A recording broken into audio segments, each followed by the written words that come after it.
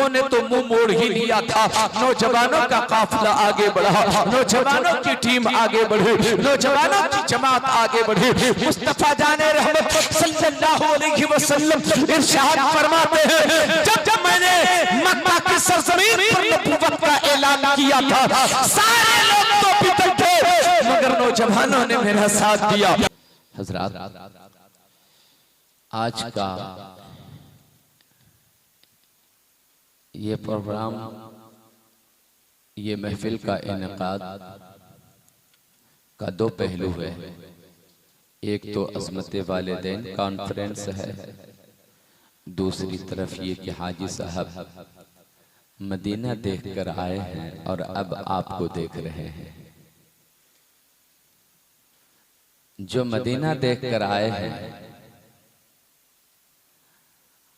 आपकी आंखों में उन्हें कुछ नहीं दिखता, लेकिन जब आप उनकी आंखों को देखेंगे तो उनकी आंखों में आपको भी मदीना दिखेगा। आप मेरी बात समझ रहे हैं?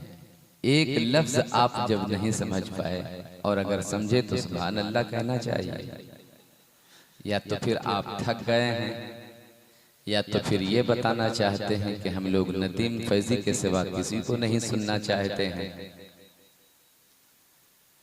मोहब्बत से आप बोलें सुभान अल्लाह। नौजवान दोस्तों से मुझे थोड़ी सी बात करनी है। मदीना शरीफ देखकर आने वाला वो हाजी कितना खुश नसीब है जिसने सरकार दो आलम सल्लल्लाहु अलैहि वसल्लम का वो शहर देखा है कि उस जैसा शहर कायनात में कोई शहर ही नहीं है। उस गली से घूम कर आए हैं, कायनात में वैसी कोई गली ही नहीं है। उस बाजार से लौट कर आए हैं जिस जैसा बाजार दुनिया में कहीं का बाजार नहीं है। और हो भी कैसे, उसी शहर में मुस्तफा जाने रहमत तो रहा करते, उसी शहर में मुस्तफा जाने रहमत सल्लल्लाहु अलैहि वसल्लम ने अपनी जिंदगी का आखिरी हिस्सा गुजारा है। हजरात, नौजवानों से मैं इसलिए कुछ बात करना चाहता हूँ, आपके अंदर अगर इनकलाब आ जाए, आपके अंदर अगर तब्दीली आए, आपके अंदर अगर बदलाव आए तो एक अच्छा समाज बन सकता है, एक अच्छा मुआशरा, एक अच्छी सोसाइटी तैयार हो सकती है। सोसाइटी कैसे तैयार होती है? अच्छे किरदार से एक अच्छा मुआशरा बनता है, अच्छे कैरेक्टर से एक अच्छा मुआशरा बनता है, अच्छी सोच से एक अच्छी सोसाइटी तैयार होती है। जहाँ अच्छे लोग रहा करते हैं वो अच्छों का मुआशरा होता है। हम लोग अच्छा किसे कहते हैं हजरात? जहाँ साफ सुथरे कपड़े पहनने वाले लोग हों, जहाँ पैसे वाले लोग हों, जहाँ जमीन जायदाद वाले लोग हैं, हम उसे अच्छा मुआशरा कहते हैं। नहीं मेरे दोस्त, अच्छा मुआशरा वो नहीं है जहाँ दौलतों का अंबार हो, जहाँ सरमाए का ढेर हो। अच्छा मुआशरा वो होता है जहाँ नमाजी रहा करते हैं, जहाँ सच्चे लोग रहा करते हैं, जहाँ कुरान की तिलावत करने वाले लोग रहा करते हैं। उसे अच्छों का मुआशरा कहा जाता है, उसे नेकों का मुआशरा कहा जाता है। मक्का की सरजमीन है। नौजवानों, आप गौर से मेरी बातों को सुनना। मैंने पहले कहा कि मैं खिताब नहीं करूंगा, आपसे थोड़ी सी बात मुझे करनी है। आपके दिमाग में जो बात मुझे उतारनी है उसे गौर से सुनिए। हजरात गिरामी, मैं मदीने शरीफ के ताल्लुक से भी एक बात करूंगा आपके सामने। हजरात, मदीना शरीफ कोई वैसी ऐसी जगह नहीं है। मदीना तो वो है, मदीना वो है कि जिसने मदीना नहीं देखा उसने कुछ भी नहीं देखा। जिसने मदीना देख लिया समझ लो पूरी कायनात का नजारा उसने कर लिया। मदीने में क्या नहीं दिखता है? दुनिया में जितना हुस्न नजर आ सकता है आपको, वो कुल का कुल हुस्न मदीने की सरजमीन पर आपको नजर आएगा। वो मेरे मुस्तफा का मदीना है। मैं अर्ज जो कर रहा था उसे गौर से सुनिए। आकाए कायनात सल्लल्लाहु तआला अलैहि वसल्लम ने मक्का की सरजमीन पर जब कदम रखा है तो आप देखें कि कैसा माहौल था, कैसा मुआशरा था, कैसा समाज था, कैसी सोसाइटी थी, कैसे लोग थे। गुनाह करने के आदी लोग बने हुए थे, खताओं के दलदल में लोग फंसे हुए थे, ज़िनाकारी लोग करना फख्र महसूस करते थे, बच्चियों को जिंदा दरगोर करना लोग अपना मुकद्दर समझते, अपनी खुशी का बाइस समझा करते थे, जिंदा बच्चियों को गाड़ देना लोग फख्र महसूस करते थे। गुनाह पर गुनाह करने के बावजूद इंसान गुनाह करने में सबकत ले जाया करता था। ऐसा मुआशरा था जहां अच्छाई का तसव्वुर नहीं किया जा सकता था। शराब नोशी आम है, जुआबाजी आम है, ज़िनाकारी आम है, हर तरफ खताओं का बाजार गर्म है, हर तरफ गुनाहों का बाजार गर्म है। ऐसे माहौल में, झूठे के माहौल में आका आ रहे हैं, गुनाहगारों के माहौल में आका आ रहे हैं, ज़िनाकारों के माहौल में आका कदम रख रहे हैं, गद्दारों के माहौल में आका कदम रख रहे हैं, बदकारों के माहौल में आका कदम रख रहे हैं, गुनाह करने वालों के बीच आका कदम रख रहे हैं। मगर मुझे सच्ची बात बताना, आज हम खता, आज हम मुआशरे को कोसा करते हैं। अगर आप किसी से ये कहिए कि भाई आपका बच्चा बदला क्यों, आपका बच्चा इतना गुनहगार क्यों हो गया, आपका बच्चा शराबी जुबाड़ी क्यों हो गया, आपका बच्चा इतना बड़ा गुनहगार क्यों हो गया, आपका बच्चा बेअदब बदतमीज क्यों हो गया, जवाब मिलता है हमारे यहाँ का माहौल अच्छा नहीं है, हमारे यहाँ का मुआशरा अच्छा नहीं है, हमारे यहाँ का समाज अच्छा नहीं है। मैं आपके ज़हन में यही बात उतारना चाहता हूँ, इंसान मुआशरे से बनता नहीं है बल्कि इंसान के अच्छे किरदार से मुआशरा बनता है। वो मक्का की सरजमीन जहाँ मुस्तफा ने झूठों के बीच कदम रखा था, जहाँ गुनाहगारों के बीच कदम रखा था, मुस्तफा जाने रहमत उस गुनाहगार के बीच रह के भी गुनाहों से महफूज रहे, खताकारों के बीच आके भी खताओं से महफूज रहे, गुनाह करने वालों के बीच रह के भी गुनाहों से महफूज रहे, ज़िना करने वालों के बीच रह के भी ज़िना से महफूज रहे। बाजार गर्म था गुनाहों का, जहाँ जुआ खेलना आम हो चुका था, मगर उस बीच रहते भी कभी जुआ के करीब मुस्तफा जाने रहमत नहीं पहुंचे। मेरे दोस्तों, इतना गंदा मुआशरा, इतना बुरा मुआशरा, इतना बुरा समाज, मगर एक मुस्तफा जाने रहमत की जिंदगी ने पूरी कायनात का नक्शा बदल के रख दिया है। गौर से मेरे जुमले को सुनिएगा। आकाए कायनात जनाबे मुहम्मदुर रसूलुल्लाह सल्लल्लाहु तआला अलैहि वसल्लम ने उस बुरे मुआशरे में सवाल किया था, उस गंदे मुआशरे में सवाल किया था, उन गुनाहगारों के बीच मुस्तफा ने सवाल किया था, ओ मक्का के लोगों, एक बात मुझे बताओ, तुम्हारे बीच मैंने एक अच्छा खासा लंबा वक्त गुजारा है, सच बताना मुझे कभी झूठ बोलते हुए तुमने देखा? लोगों ने जवाब दिया नहीं। कहा किसी की अमानत में खयानत करते हुए देखा? कहा नहीं नहीं, खयानत करते हुए नहीं देखा। कहा कभी गुनाह करते हुए तुमने देखा? कहा नहीं, कभी गुनाह करते हुए नहीं देखा। कहा तो जब मुझे गुनाह करते नहीं देखा, जब मुझे झूठ बोलते हुए नहीं देखा, किसी के साथ गद्दारी करते हुए नहीं देखा, किसी की अमानत में खयानत करते हुए नहीं देखा, तो फिर मेरी एक बात सुनो, अल्लाह एक है, मैं उसका रसूल हूँ, अल्लाह को एक मान लो, मैं रसूल हूँ, मुझे अल्लाह का रसूल तस्लीम करो। अल्लाहू अकबर। जरा अंदाजा लगाना प्यारे मुसलमानों, नौजवानों, गौर से मेरी बात सुनना, मैं तुम्हारी खातिर चंद जुमले पेश कर रहा हूँ। हम अपने बुजुर्गों से तो निपट लेंगे, आपके अंदर इनकलाब आना चाहिए। आप संवर गए तो एक अच्छा मुआशरा होगा, आप संवर गए तो एक अच्छा समाज, एक अच्छी सोसाइटी बनेगी।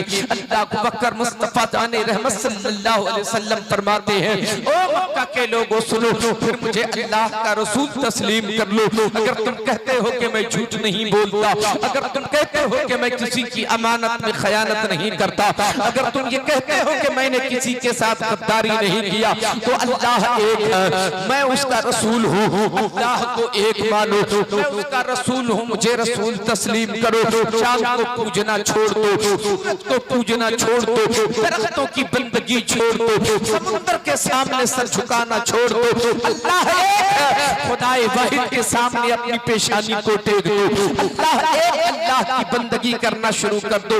मुझे अपना नबी, मुझे अपना रसूल तस्लीम कर लो। इतना कहना था, दाएं बाएं लोग झांकने लगे, मक्के के चौधरी तो दाएं बाएं झांकने लगे, बुजुर्गों ने तो मुंह मोड़ ही लिया था। नौजवानों का काफिला आगे बढ़ा, नौजवानों की टीम आगे बढ़ी, नौजवानों की जमात आगे बढ़ी। मुस्तफा जाने रहमत सल्लल्लाहु अलैहि वसल्लम इरशाद फरमाते हैं, जब मैंने मक्का की सरजमीन पर नबूवत का ऐलान किया था, सारे लोग तो बितर थे, मगर नौजवानों ने मेरा साथ दिया, नौजवानों की जमात ने मेरा सपोर्ट किया। मैं जिधर चला नौजवानों का काफिला चला, मैं जिधर चला नौजवानों की जमात साथ चली। मुहतरम दोस्तों, आज नौजवान कहते हैं अभी तो गुनाहों का वक्त है, अभी तो 20 साल की उम्र है, मस्जिद जाएंगे ना, 40 साल होने दो तो मस्जिद जाएंगे, 45 साल होने दो तो मस्जिद जाएंगे। मैं आपसे पूछना चाहता हूँ, जिन लोगों ने मुस्तफा के कदम से कदम मिलाकर आगे बढ़ने का फैसला लिया था, वो बूढ़ों की जमात नहीं थी, वो बूढ़ों का काफिला नहीं था, वो नौजवानों की टीम आगे बढ़ी थी, नौजवानों का काफिला आगे बढ़ा था। हज़रात, नौजवानों का ये काफिला हमें से हम दे रहा है, रहती दुनिया तक अगर इस्लाम को आगे बढ़ाना हो तो नौजवानों को आगे बढ़ना होगा, नौजवानों की टीम को आगे बढ़ना होगा। अगर हम ये कहते हैं कि मेरे गुनाहों का वक्त है, ये बहुत बड़ा जुर्म है, अभी ही वक्त है नौजवानों, तो तेरी बंदगी का वक्त है, इबादत का वक्त है, अच्छे अमल का वक्त है। हमारा ये अच्छा अमल अल्लाह की बारगाह में मकबूल हो सकता है, अच्छी नीयत के साथ अपनी जिंदगी को संवारने का फैसला कर। बात मेरी समझ में आ रही है आपको? हज़रात गिरामी, हम अपने आप को समझें, हम अपने आप को संवारने की कोशिश करें। हम लोग क्या कर रहे हैं, क्या किया हमने अपनी जिंदगी में? एक सवाल का जवाब दीजिए आप लोग, तवज्जो है? कितने लोग सुनेंगे? हाथ उठाकर जरा बताएं। सुभान अल्लाह। कितने लोग अल्लाह से मोहब्बत करते हैं? जरा एक बार और हाथ उठा के बताएं। अल्लाह से मोहब्बत करने वाले, सुभान अल्लाह, सुभान अल्लाह। हम लोग सबके सब अल्लाह से मोहब्बत करते हैं, मगर जुमला सुनिए, अल्लाह से आप मोहब्बत करते हैं, आपके लिए ये कोई कमाल की बात नहीं है कि आप अल्लाह से मोहब्बत करते हैं, ये कोई कमाल नहीं है। कमाल तो ये है कि अल्लाह ताला हम जैसे गुनहगारों से मोहब्बत फरमाता है, अल्लाह ताला हम जैसे गुनहगारों से मोहब्बत फरमाता है। ये हमारे लिए कमाल की बात है। हम गुनहगार हैं, हम खताकार हैं, हम बदकार हैं, पापी हैं, हम बेअमल हैं, बदअमल हैं, उसके बावजूद परवरदिगार हमसे मोहब्बत फरमाता है। ये हमारे लिए कमाल की बात है। हज़रात गिरामी, हम गुनहगार होने के बावजूद अगर अल्लाह हमसे मोहब्बत फरमाता है तो कितनी अच्छी बात है, कितनी बड़ी बात है कि अल्लाह ताला हमसे मोहब्बत फरमाता है। अच्छा, गौर से सुनिए, आपने मोटरसाइकिल नहीं देखा है क्या? अरे होंगे, रास्ता है ये, राह गिर गुजरेंगे, रह गुजर है ये, लोग आएंगे जाएंगे। आप लोग मेरी तरफ देखिए, एक बार मोहब्बत से बोलिए सुभान अल्लाह, सुभान अल्लाह। मैं रात के हिस्से में आपसे जिस हिस्से में बात कर रहा हूँ, रात के इस हिस्से में गुफ्तगू करना बड़ा मुश्किल काम है, मगर आप बैठे हुए हो तो ये आपके लिए बड़े शर्फ की बात है। मैं समझता हूँ बहुत बड़ी कुर्बानी है ये। अब तक तो आपको अपने बिस्तर पे जा चुका होना चाहिए, मगर आपने अल्लाह रसूल की मोहब्बत में थोड़ा सा वक्त आपने दिया रात के इस हिस्से में। अल्लाह ताला इस कुर्बानी को कबूल मकबूल फरमाए और इसका अजर अता फरमाए। हज़रात, मैं अर्ज कर रहा था, गौर से सुनिएगा, अल्लाह आपसे मोहब्बत फरमाता है। मैं ये नहीं कहता कि आप अल्लाह से मोहब्बत नहीं करते हो, आप भी अल्लाह से मोहब्बत करते हो, मगर अल्लाह भी आपसे मोहब्बत फरमाता है, अल्लाह भी आपसे मोहब्बत फरमाता है। मगर दोनों की मोहब्बत में फर्क क्या है उसे सुनिए। जो जिससे मोहब्बत करता है, हर इंसान की मोहब्बत का तकाजा ये है, जो जिससे मोहब्बत करता है वो उसको राजी रखना चाहता है, वो उसको खुश रखना चाहता है, वो उसको हमेशा मुस्कुराता हुआ देखना चाहता है। मैं जिससे मोहब्बत करता हूँ वो मुझसे दुखी न रहे, वो मुझसे नाराज न रहे, उसको मुझसे तकलीफ न हो। हम ऐसा काम करते रहे कि मैं जिससे मोहब्बत करता हूँ वो हमसे राजी रहे, वो हमसे खुश रहे, वो हमसे नाराज न रहे। बात मेरी समझ में आ रही है तो बोलिए सुभान अल्लाह। अल्लाह हम जिससे मोहब्बत करते हैं चाहते हैं कि वो हमसे नाराज न रहे। हज़रात उमूमन आदमी अपनी बीवी से मोहब्बत करता है, कोशिश ये करता है कि वो मुझसे नाराज न हो। आदमी अपनी माँ से मोहब्बत करता है, कोशिश यही करता है कि माँ मुझसे नाराज न हो। आदमी अपने बाप से मोहब्बत करता है, कोशिश ये करता है कि बाप मुझसे नाराज न हो। लेकिन अगर कभी बाप नाराज हो जाए तो हम मनाने लगते हैं, हम उन्हें राजी करने लगते हैं। अपनी माँ रूठ जाए, माँ को राजी करने लगते हैं। अगर बीवी रूठ जाए तो बीवी को मनाना शुरू कर देते हैं। क्यों? इसलिए कि हम उनसे मोहब्बत करते हैं। हर आदमी की मोहब्बत का तकाजा यह है कि जो जिससे मोहब्बत करता है वो उसे राजी रखना चाहता है, वो उसे खुश करना चाहता है, उसकी मर्जी के खिलाफ नहीं चलता, उसकी तबीयत के खिलाफ कोई काम नहीं करता। आदमी वही काम करता है जो उसके महबूब को पसंद होता है, जो उसके यार को पसंद होता है, जो उसके चाहने वाले को पसंद होता है।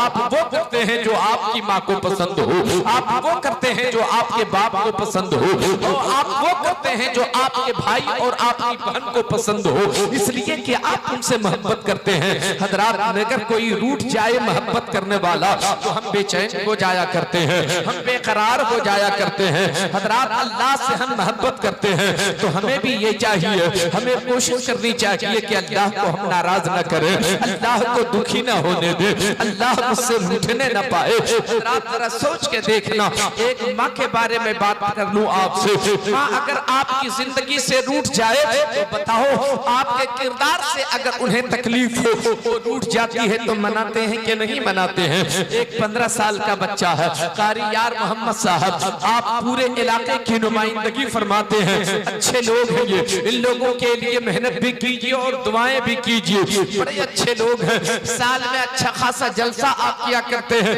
कई महफिलों में आप लोगों की शिरकत हुआ करती है। मैं चाहता हूँ कि महफिल सजती रहे और आपकी जिंदगी भी सजती रहे, आपका आखिरत भी सजता रहे। सुभान अल्लाह, सुभान अल्लाह।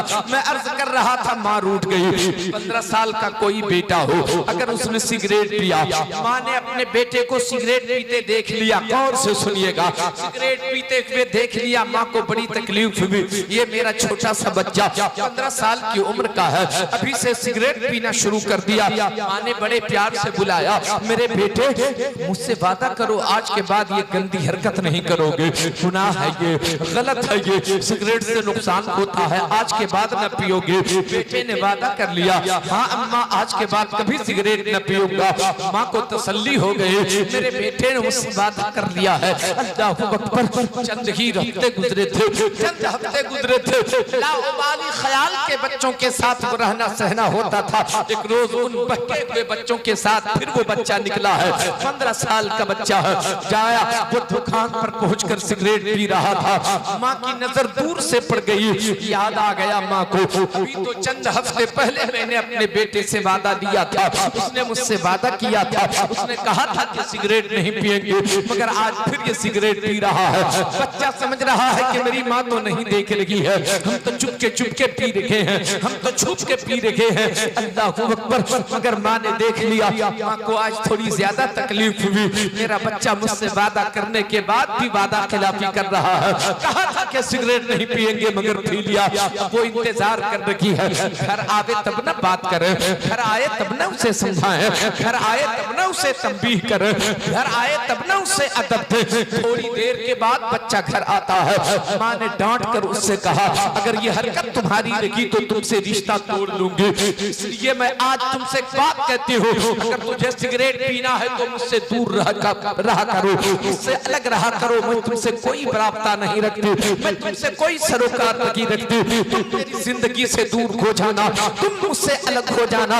आज बेटे को भी ऐसा लगा कि मेरी इस हरकत से मेरी माँ को कुछ ज्यादा ही तकलीफ हो गई है। आज बेटे ने रो रो करके वादा किया, ए माँ ऐसा ना कहो, मैं तुमसे दूर रह के नहीं रह सकता, मैं तुमसे अलग हो के नहीं रह सकता, माँ आज पक्का वादा करता हूँ फिर कभी सिगरेट नहीं पीऊंगा। हज़रात गिरामी, बात आई गई, खत्म हो गई। कुछ दिन गुजरे थे कि ईद का मौका आया, ईद का मौका था, बेटा क्या किया, ईद की खुशी में मगन था, उसे ख्याल न रहा कि आज, उसे ख्याल न रहा कि माँ से वादा किया हुआ हो, फिर आज वो ईद के दिन सिगरेट पी रहा था, दुकान पर सिगरेट पी रहा था। इत्तेफाक कहिए, माँ अपने दरवाजे से बाहर निकली थी, किसी काम से चक्कर लगाती हुई उसी गली से गुजर रही थी जिस गली की दुकान पर खड़ा होकर बेटा सिगरेट पी रहा था। बेटा ये तसव्वुर कर रहा था कि मेरी माँ मुझे देख नहीं रही है। मोहतरम दोस्तों, मगर माँ की जब नजर पड़ी है, आज माँ का कलेजा फट गया, आज माँ का दिल दुख गया, आज माँ को बड़ी तकलीफ हुई। ये बेटा मेरा बार बार से वादा करता है, वादा तोड़ देता है, फिर सिगरेट पी लेता है, ये गंदी हरकत है। आज माँ को तकलीफ हुई। बस बेटा चक्कर लगा के घूम फिर के चक्कर लगा के जब घर आया, माँ ने बात उसके सामने रखा, अब तुम मुझसे बातें न करना, मुझे तुमसे बात नहीं करनी है, मैं तुमसे नाराज हो गई हूँ, मैं तुमसे रूठ गई हूँ, तुमसे मुझसे कोई मतलब नहीं है। अब बेटे की बेचैनी बढ़ गई, माँ ने बात करना बंद कर दिया, माँ ने अपने आप को उससे दूर रखा थोड़ी देर के लिए। अब बेटा बेचैन है, माँ से हाथ पांव जोड़ रहा है, बेटा माफी मांग रहा है बेटा, मगर माँ उसे माफ करने को तैयार नहीं, माँ उसकी गलती को नजरअंदाज करने को तैयार नहीं। माँ बदस्तूर अभी तक नाराज है तो है। अब रात गुजर जाती है, रात आई, रात गुजर गई, बेटा बेचैन है, सुबह होती है, फिर माँ के कदमों में पहुंच गया।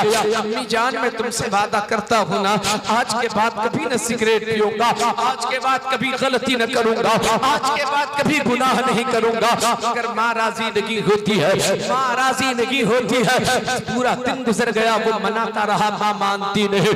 पूरा दिन गुजर गया, माँ को राजी करने के चक्कर में माँ राजी होती नहीं। फिर रात आई है, रात आराम किया, सुबह होती है, फिर माँ के कदमों में बेटा पहुंच जाता है। माँ ही तो है, बेचैनी कैसे नहीं होगी। माँ रूठ जाए तो ऐसा लगता है कायनात रूठ गई है, माँ रूठ जाए तो ऐसा लगता है एक दुनिया रूठ गई है, माँ रूठ जाए तो ऐसा लगता है कि कायनात सुनी हो चुकी है। अल्लाह अकबर, बेटा कदम में गिर जाता है, अर्ज करता है, अम्मा अब तो भूल जाओ ना, आखिर बेटा ही तो हूँ मैं तेरा, गलती हो गई, अब नहीं करूंगा गलती, माफ कर दो। मगर माँ राजी नहीं होती, माँ नाराज है तो है। दूसरा दिन गुजरा, तीसरा दिन गुजरा, चौथा दिन गुजरा, माँ राजी नहीं होती है। तवज्जो है आपकी के नहीं है?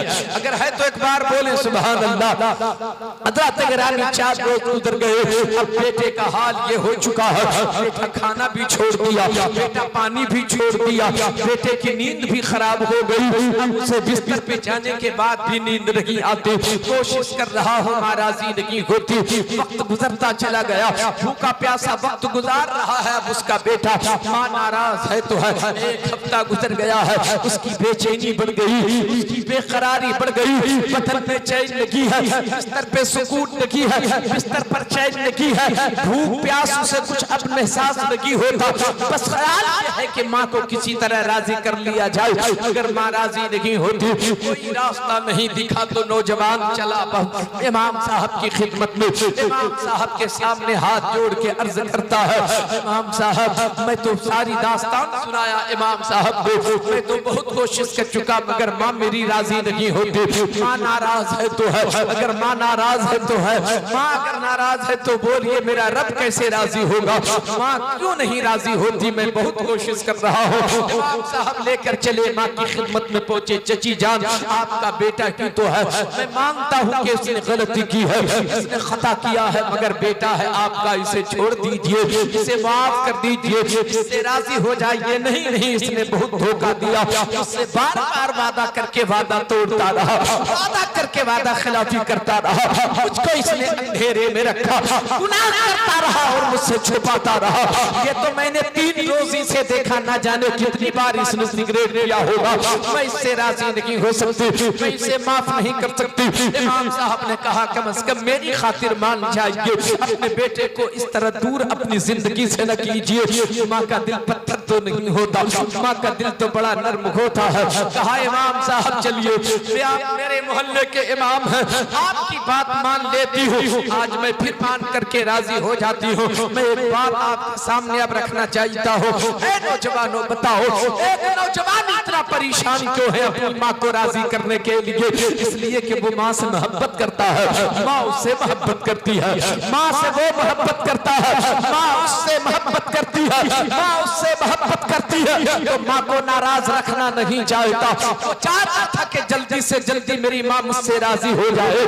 नौजवानों भी तो मैं अर्ज करना चाहता हूँ, क्यों अपनी माँ को इतनी जल्दी राजी करना चाहते हो? माँ नाराज न रहे, इसलिए कि माँ तुमसे मोहब्बत करती है और इतनी मोहब्बत करती है जितनी मोहब्बत कायनात में करने वाला कोई भी नहीं है।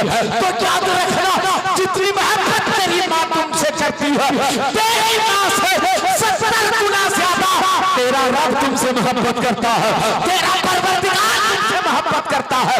अगर माँ के नाराज होने से तेरी बेचैनी इतनी बढ़ती है तो बोलो तेरे रब के राजी रहने से बेचैनी क्यों नहीं बढ़ती है? तेरे परवरदिगार के राजी होने से, रूठ जाने से तेरी बेचैनी क्यों नहीं बढ़ती? तुम झूठ बोलते हो तेरा रब नाराज होता है, तुम गुनाह करते हो तेरा रब नाराज हो जाता है, तुम खता करते हो तेरा रब नाराज हो जाता है, तुम सजदा छोड़ते हो तेरा रब नाराज होता है, तुम मस्जिद से दूर रहता है तेरा रब नाराज होता है। कब राजी करोगे अपने रब को? कब राजी करेंगे आप? कभी सोचा आपने हम सजदा क्यों नहीं करते? क्यों सजदा हम नहीं करते? हम क्यों मस्जिद नहीं जाते? इस पे कभी गौर किया? आप तो ये सोचते होंगे कि चलो आजकल गुजर रहा है, वक्त गुजरता जाएगा, थोड़ी उम्र होगी तो मस्जिद जाएंगे। नहीं नहीं, ये रब की नाराजगी का सबब है कि अल्लाह अपने घर में आपको आने की तौफीक नहीं देता है। अल्लाह जब किसी बंदे से नाराज होता है तो उससे सजदे की दौलत छीन लेता है, रोजी नहीं छीनता, रोटी बंद नहीं करता, उसका खाना बंद नहीं करता, बल्कि नाराज होता है जब अल्लाह तो अपने बंदे से सजदे की दौलत छीन लेता है।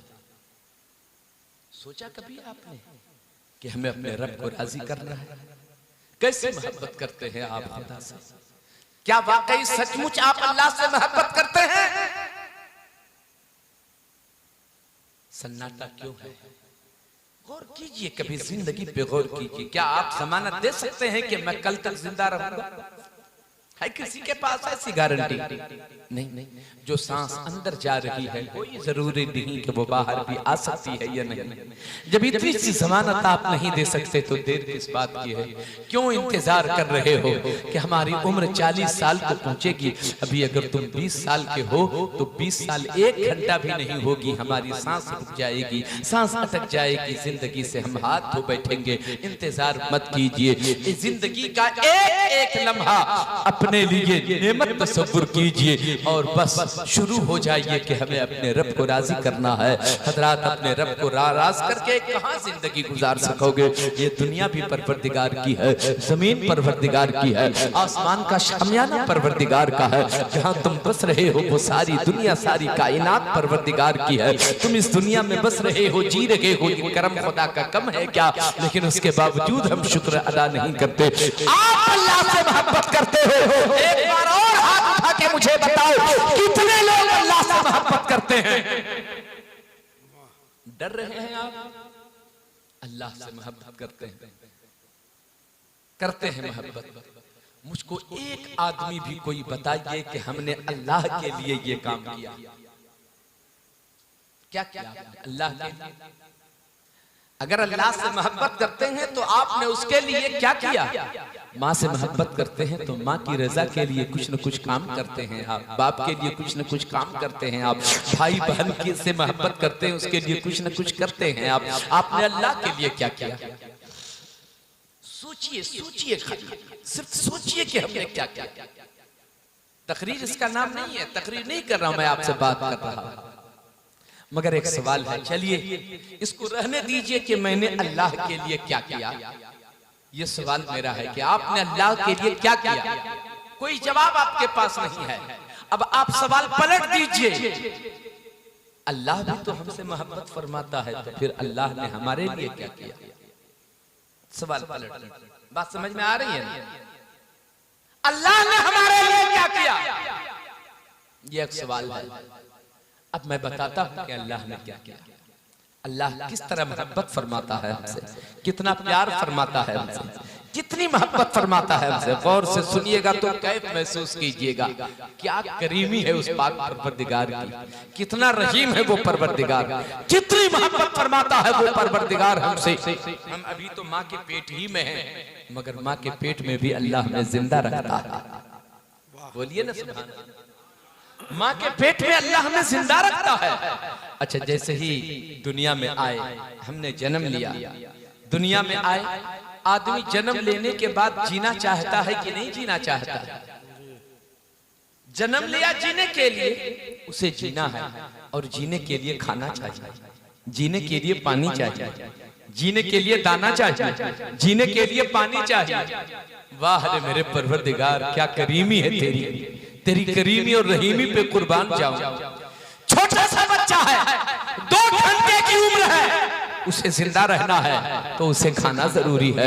जिंदा रहने के लिए खाना चाहिए, जिंदा रहने के लिए पानी चाहिए। मगर 2 घंटा जिस बच्चे की उम्र हो, 2 घंटे का बच्चा हो, बच्चे की उम्र 2 घंटे की हो, वो जीना चाहता है तो वो खाना भी खाना होगा, उसे पानी भी उसे पीना होगा। मगर उसकी उम्र इस तरीके की है कि अभी वो खाना भी नहीं खा सकता है। जीने के लिए खाना जरूरी है, जीने के लिए पानी जरूरी है, लेकिन न वो खा सकता है न वो पानी पी सकता है, फिर जिंदा वो कैसे रहेगा? अल्लाह ताला का करम तो देखो, कैसी मोहब्बत फरमाता है हम लोगों से। 2 घंटे की उम्र है, अल्लाह के बंदे को जीना है, जीने के लिए खाना भी जरूरी है, जीने के लिए पानी भी जरूरी है, मगर न खाना खा सकता है न वो पानी पी सकता है। अल्लाह ताला हमसे मोहब्बत फरमाता है, इंतजाम ऐसा किया, जिस माँ ने हमें जन्म दिया है उसी माँ के सीने में अल्लाह ने ऐसा दूध उतार दिया है कि बच्चा जैसे ही सीने से लिपटता है, सीने से लिपटता है, उसे ग़िज़ा जो दूध पहुंचती है, ग़िज़ा की सूरत में जो दूध पहुंचता है, अल्लाह ताला ने माँ के दूध में खाने की भी सलाहियत रखा है और पानी की भी सलाहियत रखा है। यानी एक बच्चे को अगर भूख लगे और प्यास भी लगे तो दोनों सूरत में माँ का दूध पी ले, माँ का दूध पी लेने से भूख भी मिट जाती है और प्यास भी मिट जाती है। कितनी मोहब्बत फरमाता है परवरदिगार। माँ ने हमारे, अल्लाह ताला ने हमारे लिए ग़िज़ा वहीं रखा जहाँ बच्चे को कहीं जाने की जरूरत नहीं है, हरकत की जरूरत नहीं है। बस माँ ने गोद में लिया, अपने सीने से लगाया, बच्चे की भूख मिट गई, बच्चे की प्यास मिट गई। कितनी मोहब्बत फरमाता है वो परवरदिगार। हज़रात गिरामी, छोटे से बच्चे को पानी भी चाहिए, खाना भी चाहिए, लेकिन वो खा भी नहीं सकता, वो पी भी नहीं सकता। सुभान अल्लाह सुभान अल्लाह। मगर जीना भी है और जीने के लिए खाना चाहिए, पानी चाहिए। अगर आपकी थोड़ी सी तवज्जो हो तो एक अजीब सी बात करूं मैं। हज़रात गिरामी, अब जरा सा पलट जाइए। मुहर्रम शरीफ का महीना आ रहा है, अब बकरीद का महीना गुजर गया, हज का मौसम था, अभी अभी ताजा हज का मौसम गुजर गया। हाजी साहब पलट के आ गए हैं, पूछिए हाजी साहब से, मक्का शरीफ पहुंचे तो आबे ज़मज़म भी पिया होगा। आबे ज़मज़म आज हम पी रहे हैं, क्यों पी रहे हैं? ये कैसे नसीब हुआ? कुर्बान जाओ हज़रत इस्माइल अलैहिस्सलाम पर। सुभान अल्लाह सुभान अल्लाह। अल्लाह तबारक व तआला ने आबे ज़मज़म में खाना भी रखा है और पानी भी रखा है, इसलिए कि हज़रत इस्माइल उम्र के जिस हिस्से में थे और भूखे प्यासे थे मक्का में, उन्हें जीने के लिए खाना भी चाहिए था, पानी भी चाहिए था, मगर हज़रत हाजरा के पास न पानी था न दाना था। हज़रत इस्माइल की एड़ी से जो चश्मा जारी हुआ उसे ज़मज़म कहा जाता है। अल्लाह ने उसमें खाने की भी सलाहियत रखा है और पानी की भी सलाहियत रखा है।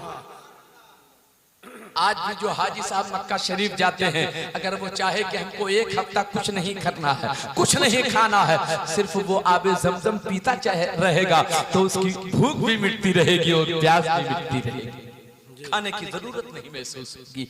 ये अल्लाह का निज़ाम है। सुभान अल्लाह। और जरा सा आगे बढ़िए, अल्लाह कैसी मोहब्बत फरमाता है। अब हमने जन्म लिया, हम बड़े हुए, अल्लाह अकबर। जब बड़े होते हैं हमें सब्जी की जरूरत है, हमें चावल की जरूरत है, हमें दाल की जरूरत है। जरा सोच के देखिए, गर्मी का मौसम आता है तो जमीन से अलग सब्जी निकलती है, जब सर्दी का मौसम आता है तो जमीन से अलग सब्जी निकलती है। दोनों मौसम की सब्जियां अलग अलग हुआ करती हैं। जो सब्जी गर्मी के मौसम में जमीन से निकलती है उन सब्जियों का असर ठंडा होता है। गर्मी के मौसम में जमीन से जो सब्जी अल्लाह ताला पैदा फरमाता है उसका असर ठंडा होता है, और जो सर्दी के मौसम में जमीन से सब्जियां निकलती हैं उन सब्जियों का असर गर्म होता है। अल्लाह कितनी मोहब्बत फरमाता है, हमसे कितनी मोहब्बत फरमाता है कि गर्मी के मौसम में सर्द सब्जियां देता है, सर्दी के मौसम में गर्म असर का सब्जियां देता है। कितनी मोहब्बत फरमाता है। और जरा करीब कर दूं, अल्लाह कितनी मोहब्बत फरमाता है। गर्मी के मौसम में जमीन से पानी निकालो तो ठंडा पानी निकलता है, और ठंडी के मौसम में पानी निकालो तो गर्म पानी निकलता है, गर्म पानी निकलता है। बोलो अल्लाह कितनी मोहब्बत फरमाता है। ये सब क्यों ऐसा होता है? इसलिए कि अल्लाह हमसे मोहब्बत फरमाता है और अल्लाह अपने बंदों का भला चाहता है, अपने बंदों की सहूलत चाहता है। अल्लाह हमारे लिए इतना कुछ फरमा रहा है, हमने अल्लाह के लिए क्या किया? हमने कुछ नहीं किया। मैं आपसे कहता हूँ, जो अल्लाह ताला आपसे इतनी मोहब्बत फरमाता है उस अल्लाह को नाराज न होने देना। अल्लाह ताला अपनी शान रुबूबियत के साथ अगर नाराज किसी बंदे से हो जाए तो उस बंदे की हैसियत क्या होगी आप सोच के देखिए। मुहतरम दोस्तों और बुजुर्गों, अपने आप को बर्बाद न कीजिए, अपने आप से दुश्मनी न कीजिए, अपने आप को खसारे में मत डालिए। अल्लाह की बारगाह में झुक जाने के हम आदी हो जाएं। अल्लाह तबारक व तआला अपने बंदों की भलाई चाहता है, उसकी सहूलत चाहता है। हर इंसान की ये फितरत होती है कि हर इंसान की ये फितरत होती है, इंसान सुकून चाहता है, इंसान करार चाहता है, इंसान सुकून चाहता है, इंसान आसानी चाहता है। मगर आसानी चाहने के लिए, सुकून चाहने के लिए, इंसान करार पाने के लिए दौलतें समेटता है, कीमती गद्दे पेश करता है, कीमती गद्दे खरीदता है, अच्छा मकान बनाता है ताकि सुकून मिले। मगर मैं आपसे सवाल करना चाहता हूँ, अच्छे मकान बनाने के बावजूद इंसान का सुकून क्यों लूट जाता है? कीमती गद्दे पर सोने के बावजूद इंसान का सुकून लूट जाता है। इंसान को सुकून क्यों नहीं मिलता? गद्दे पर करार क्यों नहीं मिलता? नोटों के गद्दे पे इंसान को सुकून क्यों नहीं मिलता? इंसान सुकून की खातिर पैसे कमाता है, इंसान सुकून की खातिर हवाई जहाज में सफर करता है, इंसान सुकून की खातिर अच्छा महल बनाता है, इंसान सुकून की खातिर पैसे कमाता है। मेरे दोस्त, मगर उसे सुकून किसी मैदान में नहीं मिला। जहाँ चाहता है बेसुकूनी है, जहाँ चाहता है बेकरारी है। सुकून की तलाश में इंसान फिरता रहा। अल्लाह फरमाता है, सुकून ढूंढने वालों, तुझे दुनिया के किसी कोने में सुकून नहीं मिलेगा। अगर सुकून चाहते हो तो अल्लाह के जिक्र से जुड़ जाओ, तुझे सुकून मिल जाएगा, तुझे बेशक। हजरात, हमें अपनी जिंदगी को बदलना होगा। आप उकता गए हैं? नहीं, उकता तो गए हैं, रात भी ज्यादा हो गई, तबीयत भी आपकी बोझल हो गई। मैं अपनी गुफ्तगू को समेट रहा हूँ। एक बार मोहब्बत से दुरूद शरीफ पढ़िए। अल्लाहुम्मा सल्ली अला सय्यिदना व मौलाना मुहम्मदिन बारिक व सल्लिम सल्लु अलैहि सलातो व सलाम अलैका या रसूल अल्लाह या हबीब अल्लाह सल्लल्लाहु तआला अलैहि वसल्लम। हज़रात गिरामी, आप सोचते होंगे ये जो मौलवी जब भी आता है तो इसी तरीके की गुफ्तगू करता है।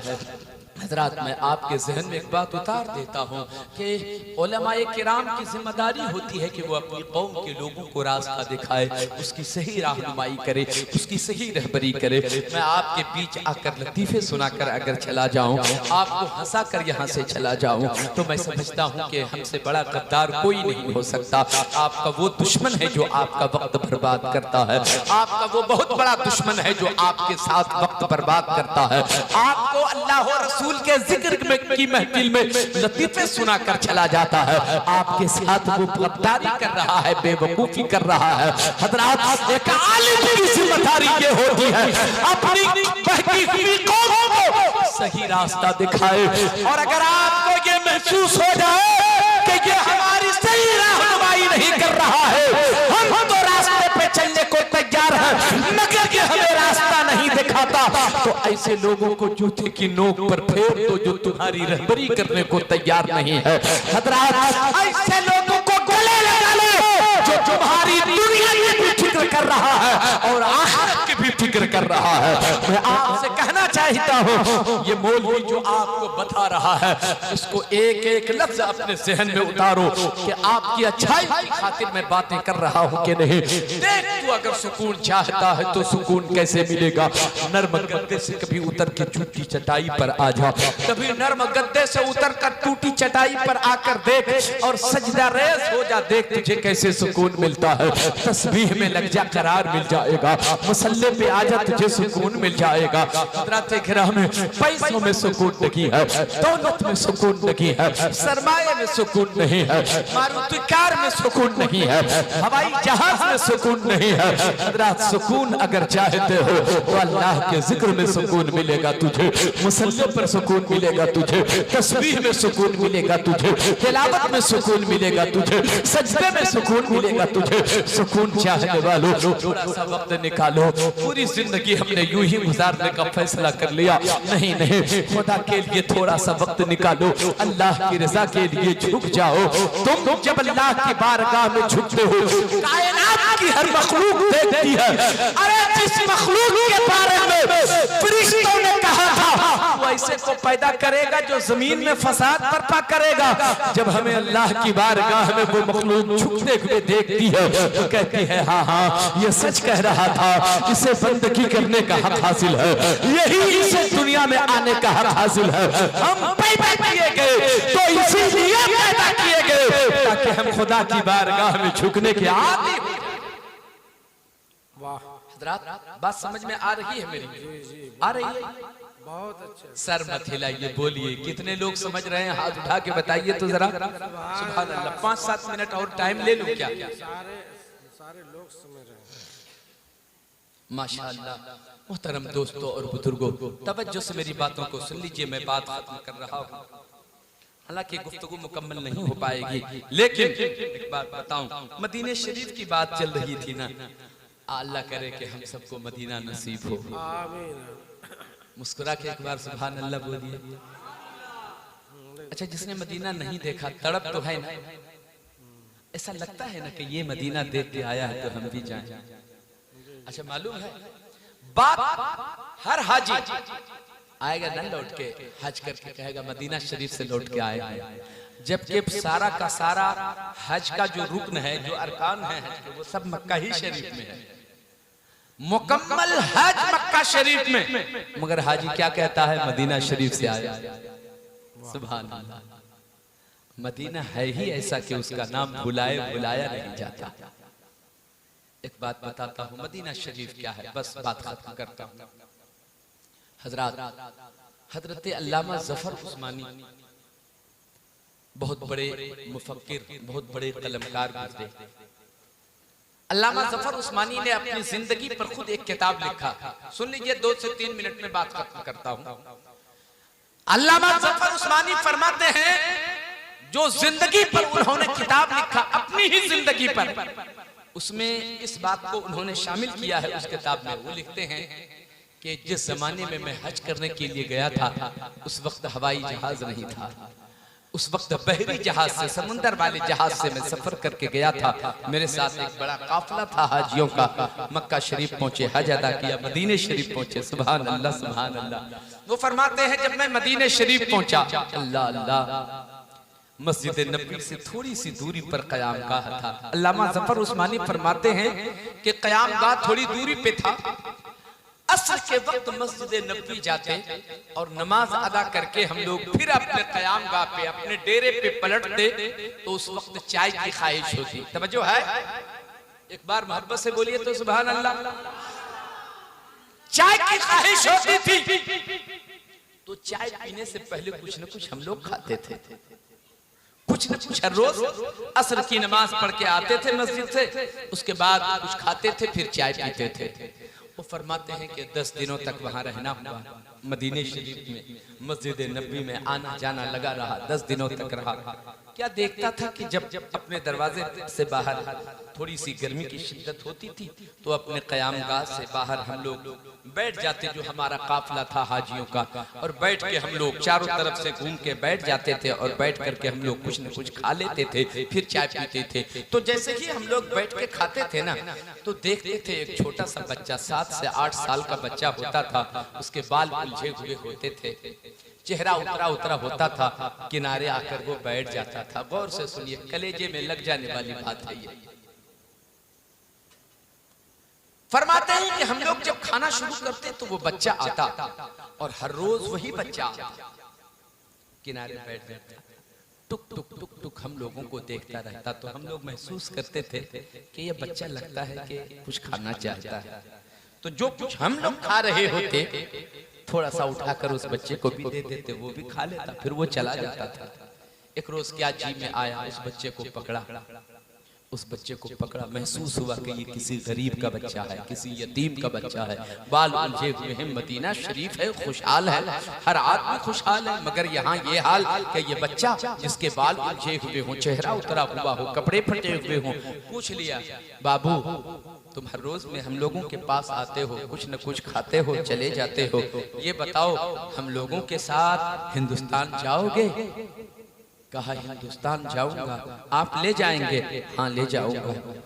कहा अगर जाओगे तो फिर हिंदुस्तान जाने के बाद तुझे अच्छा खिलाऊंगा, अच्छा पहनाऊंगा, स्कूल में तुम्हारा एडमिशन कराऊंगा, वहाँ तुझे पार्क में घुमाऊंगा, तुम जब आगे पढ़ते रहोगे, स्कूल से फारिग हो जाओगे, बड़ी यूनिवर्सिटी में तुम्हारा एडमिशन कराऊंगा, तुझे अच्छा पढ़ाऊंगा लिखाऊंगा। अल्लामा ज़फ़र उस्मानी कलमकार थे, वो अपने तौर पे लिखते चले गए कि कहानी कैसी बनाई जाती है, मगर बात सच्ची थी, उसे कहानी में तब्दील करना था नहीं। सच्ची कहानी को उन्होंने पिरोया था अपने कलम से। वो फरमाते हैं उस बच्चे से जब कहा कि तुम हिंदुस्तान जाओगे तो तुझे अच्छा खिलाऊंगा, अच्छा पहनाऊंगा, कीमती कपड़े पहनाऊंगा, खानकाहें हैं वहां, खानकाहों में जाके तुझे बुजुर्गों से मुलाकात कराऊंगा, दरसगाहों से जाकर के दरसगाहों में तुझे रखूंगा, स्कूल भेजूंगा, कॉलेज भेजूंगा, यूनिवर्सिटी भेजूंगा, पार्क में घुमाऊंगा। कहा अगर ये बात है तो फिर मुझे मेरी अम्मी से बात करना होगा, मेरी अम्मी से बात करना होगा। कहा अब्बू से क्यों नहीं? कहा इत्तेफाक से अब्बू मेरे दुनिया में नहीं रहे, अब्बू मेरे दुनिया में नहीं रहे, इसलिए अम्मी की कफालत में रहता हूँ, अम्मी मेरा मालिक है, अम्मी ही से बात कर लीजिए। कहा मुझे अपने डेरे लेके चलो। वो बच्चा अपना डेरा लेकर गया, उसकी अम्मी से मुलाकात किया, सारी बातें उसके सामने रखा। आप अगर बेवा हैं, आपका ये बच्चा है, गुर्बत की जिंदगी गुजार रहे हो, हम लोग खुशहाल जिंदगी गुजारने वाले लोग हैं, अगर आप कहें तो मैं आपके बच्चे को लेकर के मदीने शरीफ से हिंदुस्तान जाता हूँ, आपके बच्चों को अच्छा पढ़ाऊंगा, अच्छा खिलाऊंगा, अच्छा पहनाऊंगा, सारी तरबियत होगी। जब आपका बच्चा कामयाब हो जाएगा फिर मदीने उसे वापस ले आऊंगा। सुभान अल्लाह बोलिए, मदीने वापस ले आऊंगा। वो औरत इस बात के लिए तैयार हो गई, मैं खून का घोट पी के रह जाऊंगी, गुर्बत की वजह से मैं अपने बच्चों की सही तालीम और तरबियत नहीं कर सकती। अगर आप इसकी जिम्मेदारी लेते हैं तो फिर लेके जाइए, जब बच्चा मेरा बड़ा होगा फिर मैं अपने बच्चे का दीदार करूंगी, फिर अपने बच्चे से मुलाकात होगी। कहते हैं वो कि सारी सफर की तैयारी हुई, साजो सामान तैयार हुआ, जब आखिरी दिन था वहां से वापसी होनी थी, लेकर वहां चलने लगे। ओ मदीने देखने वालों जरा सोच के देखो, जो मदीने में रहता होगा उसे कैसा लगता होगा, जिसका घर मदीने में होगा उसे कैसा लगता होगा, और जो हाजी मदीने से वापस आ रहा होगा उस दिन उसका हाल क्या हो रहा होगा, जिस दिन सरकार के रोजे से जुदा हो रहा होगा। ऐसा लग रहा होगा हम यहीं रह जाएं, यहीं मर जाएं, मगर मदीना छोड़ के कहीं न जाए, ऐसा लगता है हाजी को। बहरहाल उस बच्चे ने हाथ पकड़ा, ज़फ़र उस्मानी कहते हैं मेरी उंगली को पकड़ लिया, मेरे साथ वो चला, चलता रहा, अपने घर से निकला। उसकी माँ डबडबाई हुई आंखों से दुआएं देकर अपने छोटे से बच्चे को रुखसत किया है। चलता रहा, वो बच्चा सवाल करता रहा, उंगली पकड़े हुआ है, वो सवाल कर रहा है आप ले जा रहे हैं पार्क में घुमाएंगे ना? हाँ पार्क में घुमाएंगे। हिंदुस्तान में पार्क भी है? हाँ पार्क भी है। हिंदुस्तान में खानकाह भी है? हाँ खानकाह भी है। हिंदुस्तान में कॉलेज भी है? हाँ कॉलेज भी है। हिंदुस्तान में यूनिवर्सिटी भी है? हाँ यूनिवर्सिटी भी है। सब कुछ दिखाऊंगा, घुमाऊंगा। चलता रहा, अचानक चलते चलते एक मकाम पर आया, सामने गुंबदे खजरा दिख रहा था। उसने उंगली जोर से दबाई और कुछ कहना चाह रहा था, मैं भी ठहर गया, इशारा समझ गया, ये बच्चा मुझे यहीं पे ठहरा रहा है, रोकना चाहिए है। ठहरा दिया उस बच्चे ने, खड़ा हो गया, कहा वो मुझे लेके जाने वालों, वो मदीने से मुझे लेकर जाने वालों, अच्छा खिलाने वाले, अच्छा पिलाने वाले, यूनिवर्सिटी में पढ़ाने वाले, पार्कों में घुमाने वाले।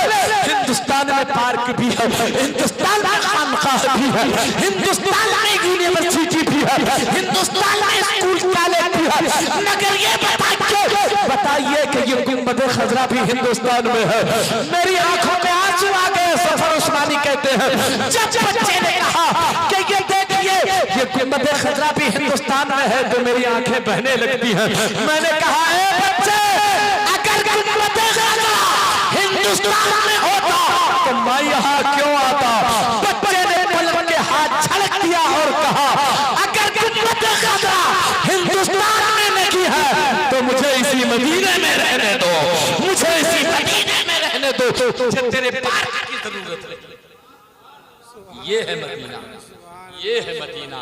मेरे दोस्तों, तड़प अगर हो पैसे जहां तहां खर्च न करो। अगर आप पर हज फर्ज न भी हो तो कम से कम इरादा कीजिए और एक बार उम्रा कर लीजिए। मदीने शरीफ पहुंच जाएंगे, सरकार के रोजे की जियारत हो जाएगी। बड़ा मुहतरम वो होता है जो सरकार के रोजे की जियारत करके आ जाता है। हजरात, मैं किसी नतीजे पर आज आपके सामने पहुंच नहीं पाया, ज़िमनी तौर पर कुछ बातें आई थी। आपकी दीनी मजहबी तरबियत की खातिर चंद बातें आपके सामने मैंने की हैं। ये कहकर रुखसत हो रहा हूँ कि चंद रोजा जिंदगी है, मौत का कोई ठिकाना नहीं, कब मौत का फरिश्ता आ जाए, हमें इसकी तैयारी में लग जानी चाहिए। हजरात, थोड़ा सा वक्त निकालिए अल्लाह की रजा की खातिर। अल्लाह ताला हम पे करम फरमाए, फजल फरमाए, रहम फरमाए। मैंने जो कुछ कहा कोई लफ्ज़िश कोई खता हो गई तो रब की बारगाह में उन खताओं से तौबा करता हूँ। अल्लाह ताला मेरी खताओं को मुआफ फरमाए, मेरी तौबा को कबूल व मकबूल फरमाए। अस्तगफिरुल्लाह रब्बी मिन कुल्लि ज़ंबिन व अतूबु इलैहि। ला इलाहा इल्लल्लाह। आप लोग भी पढ़ लीजिए, ला इलाहा इल्लल्लाह मुहम्मदुर रसूलुल्लाह।